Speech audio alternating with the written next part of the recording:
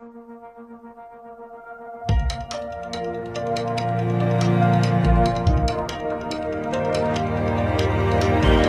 Everyone, welcome to the learning loop online educational platform. Student, आज की class में हम एक बहुत इंपॉर्टेंट टॉपिक जानने वाले हैं, ठीक है, या इसको पढ़ने वाले हैं जो आपको क्लास 11th और 12th है। पहली जॉब रोल आपकी वेब डेवलपर है और दूसरी जॉब रोल जो है वो जेएसबी, दोनों के लिए हेल्पफुल होगा। ठीक है, टॉपिक हमारा है इंटरनेट कैसे काम करता है। ठीक है, इंटरनेट कैसे काम करता है। ठीक है, आज हम ये जानने वाले हैं डिटेल में, ठीक है, कि इंटरनेट कैसे काम करता है। तो एक्चुअल में जो इंटरनेट है वो दुनिया भर के कंप्यूटर्स और सर्वर और डिवाइसेस का एक क्या है, बहुत बड़ा नेटवर्क है जो आपस में क्या होते हैं, एक दूसरे से कनेक्टेड होते हैं। जब हम मोबाइल या कंप्यूटर से कोई वेबसाइट खोलते हैं, वीडियो देखते हैं या मैसेज भेजते हैं या चैटिंग करते हैं या कोई भी काम करते हैं, तो तब क्या होता है, आपका इंटरनेट काम करता है। ठीक है, अब इंटरनेट जो काम करता है, तो इंटरनेट काम करने के कुछ स्टेप्स होते हैं, उन स्टेप्स में क्या करता है, काम करता है। सबसे पहली स्टेप आती है यूजर। ठीक है, पहली स्टेप को हम बोलते हैं यूजर। ठीक है, जो यूजर से स्टार्ट होती है। यूजर मतलब हम खुद। तो आप या हम अपने मोबाइल, लैपटॉप या कंप्यूटर पर जब ब्राउजर जैसे कि क्रोम हो गया, फायरफॉक्स हो गया या कोई भी ब्राउजर हो गया, उसमें जब हम कोई वेबसाइट का एड्रेस लिखते हैं तो यहां से हमारी जो प्रक्रिया है वो स्टार्ट होती है। सबसे पहले हम क्या करते हैं, कोई भी वेब ब्राउजर है हमारे पास, ठीक है, उस वेब ब्राउजर में हम क्या करते हैं, एड्रेस लिखते हैं। हम जिस भी चीज को सर्च कर रहे होंगे या हम कोई भी चीज को खोज रहे होंगे, है ना, तो हम क्या करेंगे, वेब ब्राउजर के सर्च इंजन में जाएंगे और क्या करेंगे, एड्रेस लिखेंगे या हम किसी चीज का क्या करेंगे, नाम लिखेंगे। अब इसके बाद दूसरी स्टेप जो आती है उसमें क्या होता है, रिक्वेस्ट भेजना होता है। ठीक है,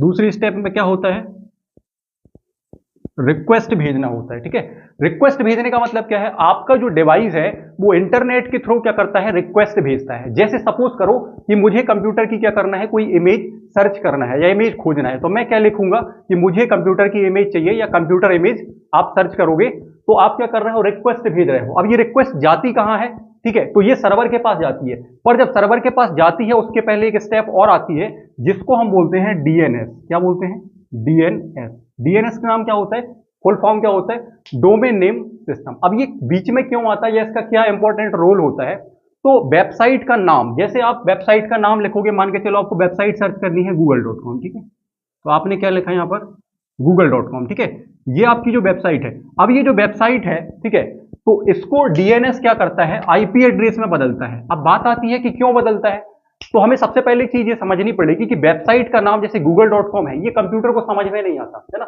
कंप्यूटर इसको नहीं समझता कि ये क्या लिखा हुआ है, ये इंसान को समझ में आता है। तो अब ये डीएनएस है वो क्या करता है, इसको आईपी एड्रेस में बदलता है। किस में बदलता है, आईपी एड्रेस में बदलता है। सपोज कर लेते हैं कि हमारे पास ये वेबसाइट google.com लिखी है, मान लेते हैं कि इसका आईपी एड्रेस कुछ इस तरीके का लिखा होगा, है ना, ठीक है, ऐसा कुछ आईपी एड्रेस लिखो। तो ये जो आईपी एड्रेस है जो नंबर्स के फॉर्म में लिखा होता है, इसको कौन समझता है, सिस्टम समझता है या कंप्यूटर इसको समझता है। ठीक है, तो डीएनएस का काम क्या होता है, ये डोमेन नेम सिस्टम क्या करता है, वेबसाइट के नाम को आईपी एड्रेस में क्या करता है, बदलता है। जैसे ये google.com लिखा हुआ है तो इसको किस में कन्वर्ट कर देगा, नंबर्स के फॉर्म में कन्वर्ट कर देगा। ठीक है, तो इस कंप्यूटर को ये चीज समझ में आ जाएगी। अब क्या होता है, हमारे पास फोर्थ स्टेप आता है। फोर्थ स्टेप में क्या आता है, सर्वर।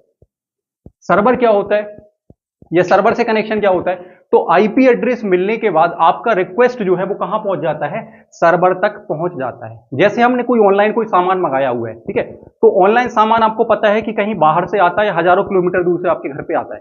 तो ऑनलाइन पार्सल वाले को कैसे पता होता है कि आपका घर यही है, तो पार्सल के ऊपर क्या लिखा होता है, आपके घर का पता लिखा होता है। तो पार्सल सीधा कहां पहुंचता है, आपके घर के एड्रेस पर पहुंचता है। तो ठीक वैसे ही क्या करता है, जो आईपी एड्रेस है वो कहां ले जाएगा, सीधी रिक्वेस्ट आपकी सर्वर के पास आपकी रिक्वेस्ट को ले जाएगा, है ना। तो ये किसका काम होता है, सर्वर का। तो सर्वर क्या करता है, आईपी एड्रेस मिलने के बाद आपका रिक्वेस्ट जो है वो सीधा सर्वर तक पहुंच जाता है। सर्वर वही कंप्यूटर होता है जहां वेबसाइट का क्या होता है, डेटा स्टोर होता है। अब क्या हो गया, हम सर्वर के पास पहुंच गए, मतलब जो भी चीज हमें चाहिए होगी वो किसके पास होगी, सर्वर के पास होगी। अब इसके बाद हमारे पास फिफ्थ नंबर का स्टेप आता है। फिफ्थ नंबर के स्टेप में क्या होता है, डेटा रिसीव करते हैं। ठीक है, क्या होता है, डेटा रिसीव। ठीक है, डेटा रिसीव होना। ठीक है, तो सर्वर जो है वो डेटा को छोटे छोटे टुकड़ों में या पैकेट्स में क्या कर देता है, तोड़ देता है, और तोड़कर क्या करता है, आपके पास भेजता है। अब बात आती है कि जो डेटा है या जो भी चीज आपने मंगाई है उसको छोटे छोटे टुकड़ों में क्यों तोड़ा जाता है। ठीक है, तो इसलिए तोड़ा जाता है कि डेटा जो है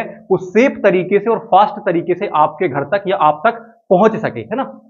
ठीक है, अब देखो जो मान के चलो ये हमारा डेटा है, ठीक है, अब इसको क्या करेगा, वो छोटे छोटे पैकेट्स के फॉर्म में तोड़ देगा, है ना, पैकेट्स के फॉर्म में तोड़। अब ये पैकेट जो है ये क्या करेंगे, फास्ट तरीके से, ठीक है, जो भी रूट इनको फास्ट मिलेगा उस रूट से क्या होंगे, ये अपने डेस्टिनेशन पर पहुंच जाएंगे और वहां जाके क्या हो जाएंगे, ये एकत्र हो जाएंगे और आपको डेटा जो है वो फास्टली मिल जाएगा। अगर डेटा बड़ा होगा और एक साथ एक रास्ते से आएगा तो उसको क्या होगा, टाइम लगेगा। इसलिए क्या कर देता है, ये उसको छोटे छोटे पैकेट्स में तोड़ देता है और पैकेट जो है वो सेफली आप तक पहुंच जाते हैं और बाद में कनेक्ट होकर आपको दिखाई दे रहा होता है। लास्ट स्टेप हमारे पास आता है 6 नंबर पर, जिसको हम बोलते हैं डेटा रिसीव होना। ठीक है,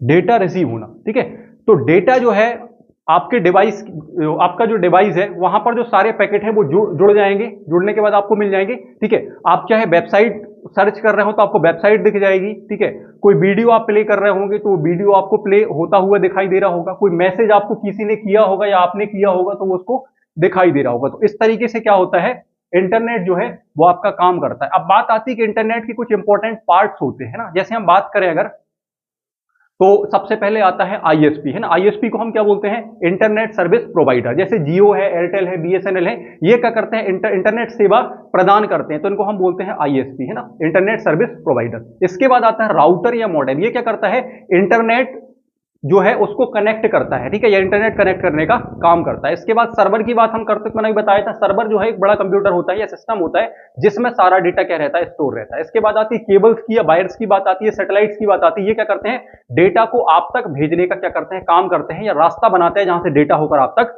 पहुंच रहा होगा। ठीक है ना। अगर हम शॉर्ट में बात करें तो सबसे पहले यूजर आता है, फिर रिक्वेस्ट आता है, फिर डीएनएस आता है, फिर सर्वर आता है, उसके बाद डेटा आता है। ठीक है, डेटा रिसीव करना होता है। ठीक है, वहां वो पैकेट्स के फॉर्म में तोड़ा जाता है और उसके बाद फाइनली जो 6 नंबर का स्टेप है, इसमें क्या होता है, डेटा फाइनली आपके पास रिसीव हो जाता है। तो इस तरीके से हमने जाना है कि इंटरनेट कैसे काम करता है।